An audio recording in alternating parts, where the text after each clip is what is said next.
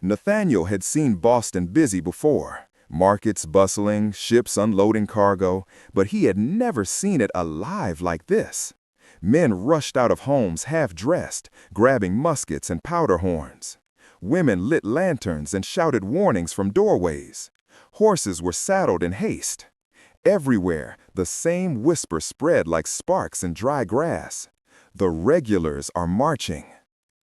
Ellie didn't wait for him to catch his breath. She tugged him through side alleys, avoiding the main roads where British patrols would gather. "Where are we going?" Nathaniel gasped. "My father's shop," she said. "We have to warn him. If the British are moving on the militias, they might also raid printing shops. Anything seen as treasonous." "But your father prints pamphlets against the crown," Nathaniel sputtered. "They'll—" "Yes," Ellie said, voice tight.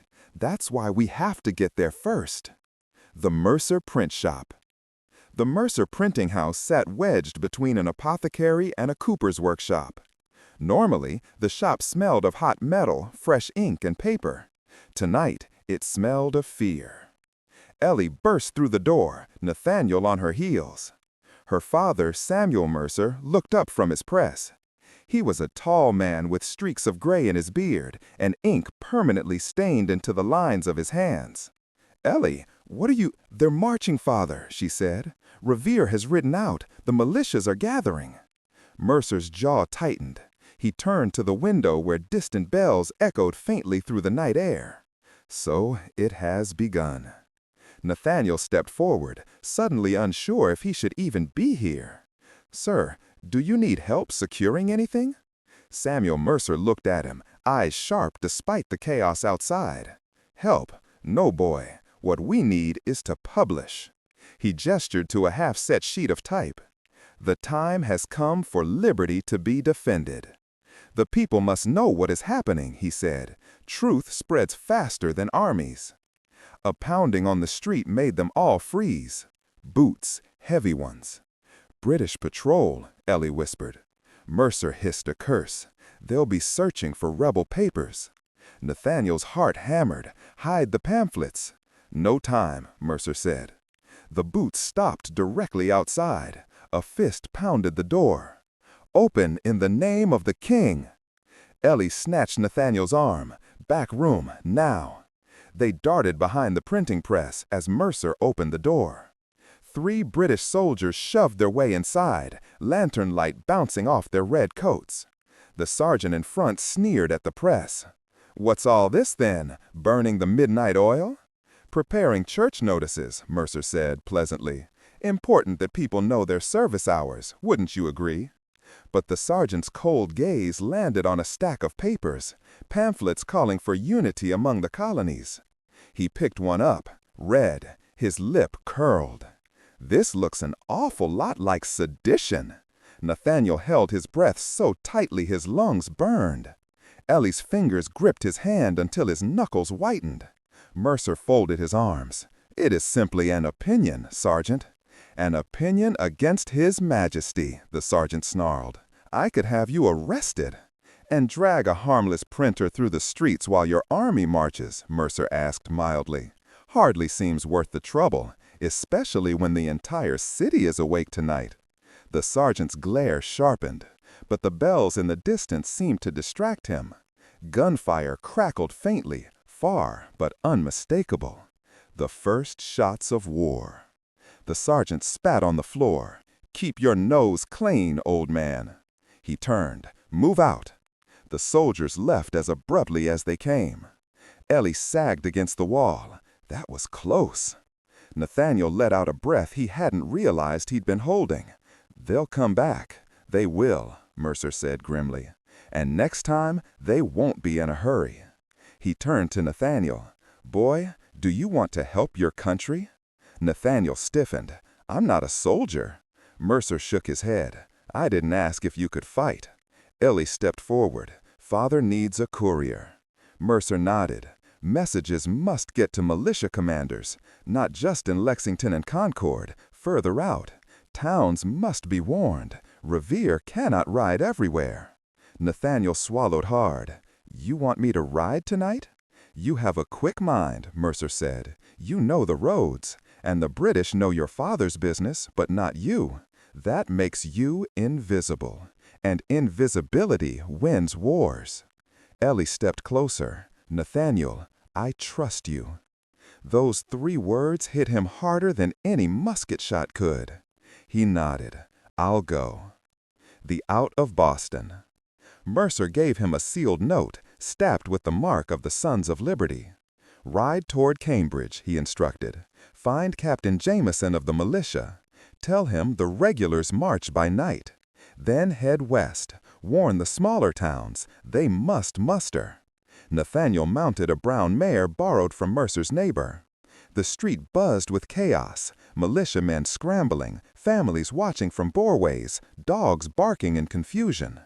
Ellie stood beside the horse, lantern light reflecting in her eyes. Be fast. Be careful. I will. Promise? He paused. I'll come back. She nodded once, biting her lip, then stepped back as Nathaniel kicked off into the dark. The cobblestones clattered beneath the mare's hooves as he galloped through the winding streets. The city gates loomed ahead, British guards still scrambling to understand the sudden uproar. One soldier yelled, "Stop there!" Nathaniel leaned low and snapped the reins. The mare surged forward. A musket fired, sparks in the dark. The ball whizzed past him, slamming into a wooden sign. But Nathaniel didn't stop. He rode into the night. The first militia musters. The road toward Cambridge twisted through fields and farms. Distant gunfire crackled behind him, small, scattered shots. The fighting had begun. Lantern lights flickered in farmhouses as he passed. Dogs barked. He shouted through the night, "Wake up! The British are marching!" Windows opened. Men sprang from beds, grabbing muskets from above door frames. Nathaniel reached the Cambridge Green where dozens of men had gathered, pulling jackets on over nightshirts. Captain Jameson stood at the front, broad-shouldered, stern-eyed. Nathaniel swung off the horse. "Sir, message from Boston. The regulars march for Concord." Jameson's jaw tightened. "Then tonight we stand with Lexington." More men arrived every minute. Carpenters, farmers, fishermen. Boys barely older than Nathaniel. Some wore boots, some none at all. Nathaniel watched them assemble with awe. Ordinary men, no uniforms, no training. But they came. And they came for liberty. Jameson turned to Nathaniel. "You carry more messages?" "Yes, sir." "Then ride. Every minute counts." Nathaniel nodded, leaping back into the saddle.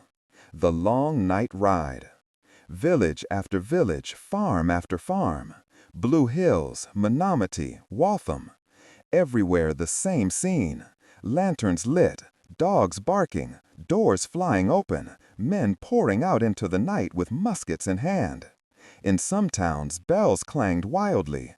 In others, drums rolled to wake sleeping neighbors. Children peeked from windows. Mothers prayed on porches. The world was shifting second by second. And Nathaniel, quiet, unsure, ordinary Nathaniel, was part of it. Yet his courage and fear ran side by side. What if the British caught him? What if he failed? What if this truly became a war? The wind cut through his coat. His hands numbed from gripping the reins. The mare snorted hard, breath steaming in the cold air. But he kept going. Because somewhere behind him, Ellie had said she trusted him. Because Samuel Mercer had put liberty in his hands. Because history had begun, and he was already in its path. The shots at dawn. By the time he reached Lexington, dawn tinted the sky faint pink. Militia lined the green, forming a shaky but determined front. Their faces were pale with fear, but their stance was firm. They were farmers, blacksmiths, cobblers, but today they were soldiers. A rider galloped toward Nathaniel from the opposite direction. "Dawes!" "Regulars less than a mile out," he cried.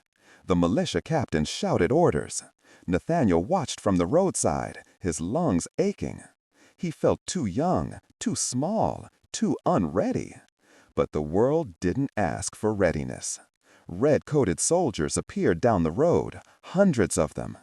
A British officer shouted, "Disperse, ye rebels!" The militia did not move. Nathaniel's breath caught. A shot rang out. Uncertain, distant, direction unclear. But it didn't matter. The first shot had been fired. The world changed, and the American Revolution truly began.